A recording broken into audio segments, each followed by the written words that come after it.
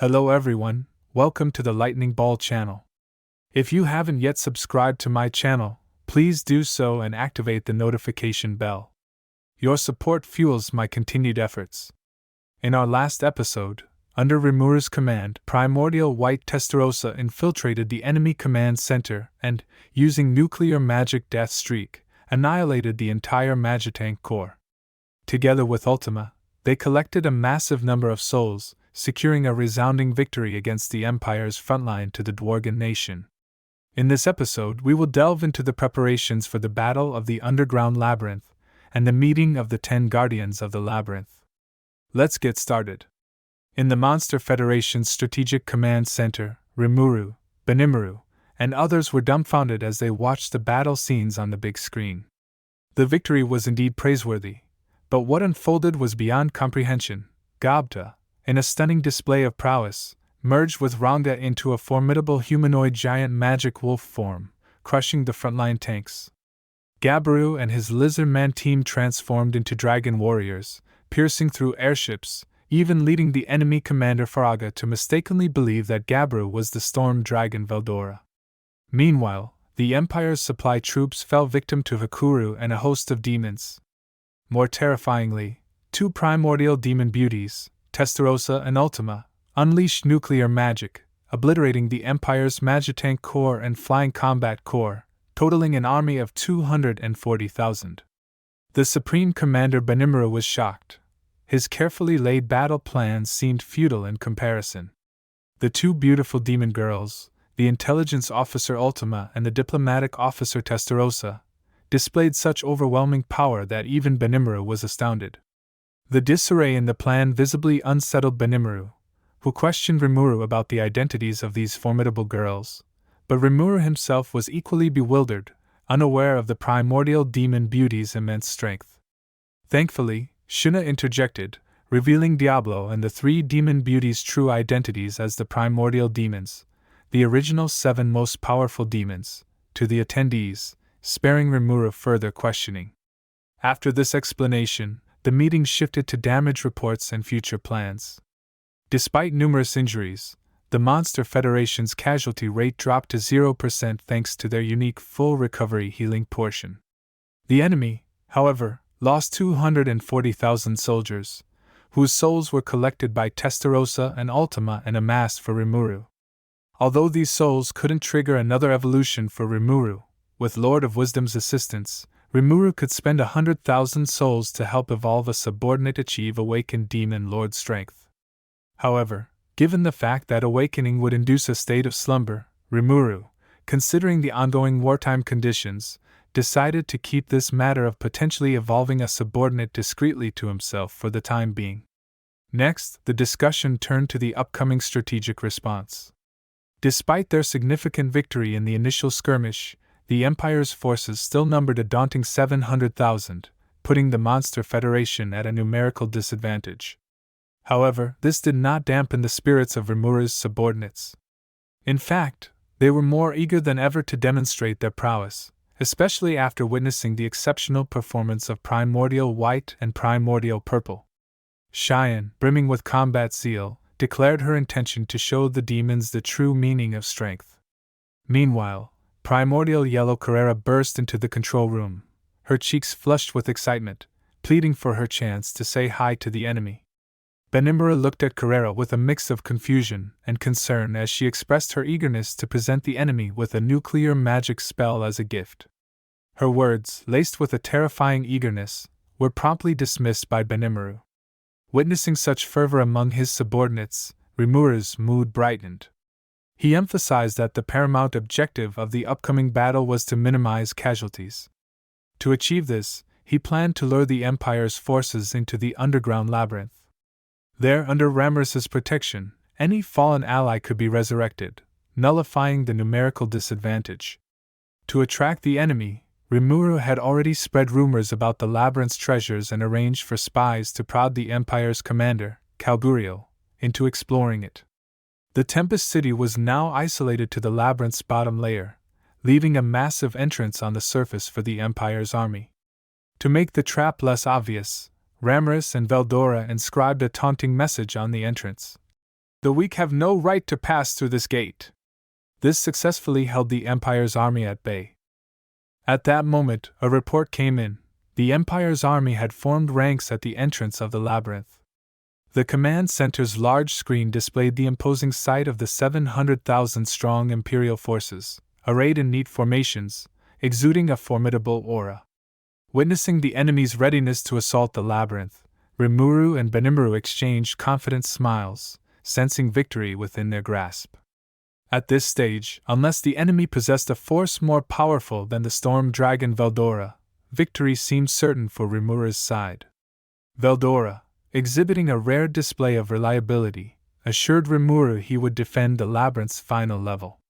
After this, he and Ramiris, brimming with energy and determination, left the command center. The rest nodded in agreement, each setting out to play their part in the imminent decisive battle. The scene shifted to the bottom level of the underground labyrinth, in a vast hall unknown even to Rimuru. Gathered there were the guardians of the labyrinth, for dragon lords at each corner, and around a round table made of ebony, the other guardians, including the 90th floor's nine-tailed fox Kamara, 80th floor's insect Kaiser Zijin, 79th floor's insect Queen Apito, 70th floor's immortal King Adelman and Death Paladin Albert, and Ramiris's assistant Beretta.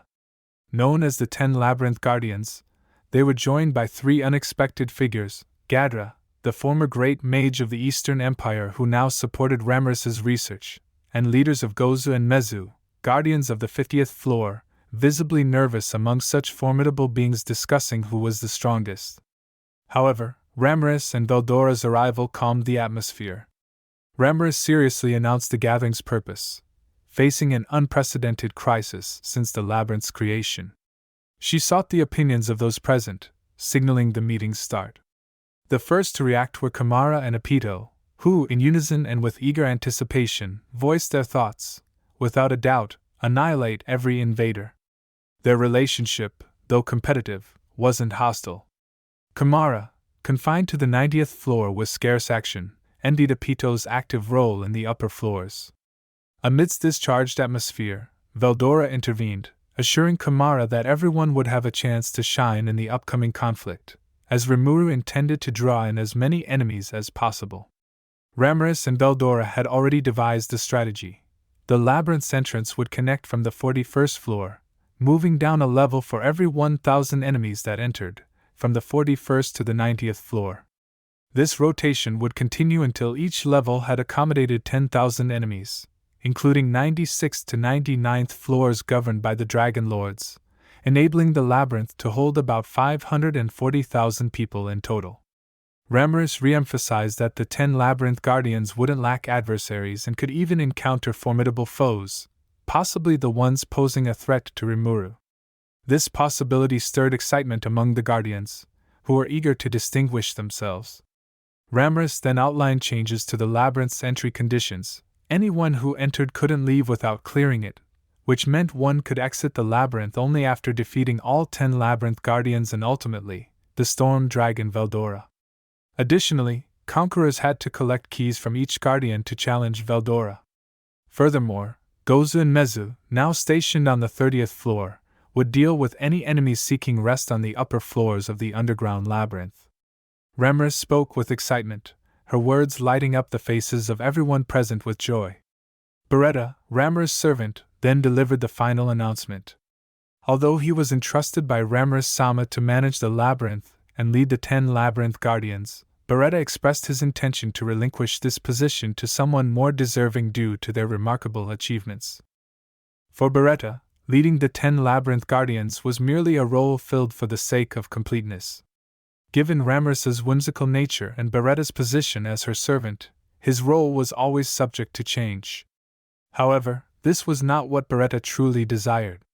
Seizing this opportunity, he decided to pass on his leadership to the newly joined member of the Monster Federation, the great mage Gadra, appointing him as the Rune Master and entrusting him with the 60th floor of the labyrinth. With the tasks broadly assigned, Ramiris, looking content, dropped a bombshell. Rimuru would personally observe the upcoming battle and decide who would lead the 10 Labyrinth Guardians based on their performance. She encouraged everyone to give their best and demonstrate their utmost strength. Upon hearing that Rimuru-sama would be watching in person, a surge of competitive spirit erupted among the 10 Labyrinth Guardians. Even Zijin, usually silent, spoke up with fervor. As the disciple of the Storm Dragon, Zijin was the strongest in the labyrinth, next to the Storm Dragon himself. This prospect of showcasing his growth and being appraised by Rimuru excited him greatly. Observing Zijin's enthusiasm, Storm Dragon Veldora reaffirmed Ramras's statement. Rimuru's interest in the might of the Labyrinth's army was genuine, hence his trust in the 10 Labyrinth Guardians to undertake this critical mission. Zijin, brimming with fervor, vowed to perform his best, eager to show his Rimuru-sama the extent of his development. He then declared on behalf of the 10 Labyrinth Guardians that they would dedicate their victory to Rimuru-sama, signaling everyone to commence their actions. Let's shift the perspective to the Empire Army. The commander of the armored division, Kalgurio, watched his troops with full confidence. Intelligence reports had just come in, revealing that negotiations on the battlefield in Dworgen Nation had broken down, and fighting had commenced. They had apparently encountered a creature resembling the storm dragon Veldora, though we know it was actually Gabiru, mistakenly identified as the dragon by Fraga. Following the plan, Kalgurio immediately ordered his troops to station at the entrance of the labyrinth, preparing to pressurize Demon Lord Rimuru's stronghold. Kalgurio, brimming with confidence, believed that the monsters in the labyrinth must be in chaos due to the sudden appearance of his 700,000-strong army. He anticipated further reports from the Magitank Corps and the Flying Combat Corps, but none came, causing a slight unease in his heart. However, he wasn't overly concerned, rationalizing that the encounter with the supposed storm dragon would naturally lead to fierce combat, justifying the lack of communication. Optimistically, if the storm dragon was indeed engaged elsewhere, it meant that within the labyrinth, only Demon Lord Rimuru remained, significantly boosting their chances of victory. Resolved, Kalgurio prepared for the assault. He then noticed a message inscribed on the labyrinth's gate. "The weak have no right to pass through this gate." Kalgurio laughed at this, seeing it as a bluff out of fear of the Empire's plundering. Understanding that supplies would be scarce within the labyrinth, he had already prepared ample compressed food for his armored division, negating any supply concerns. He scoffed at the monster's supposed cunning, with his staff officers echoing his sentiments. Thus, under their commander's orders, the 700,000 troops of the armored division, confident in their ability to plunder the treasures within the labyrinth, commenced their official assault.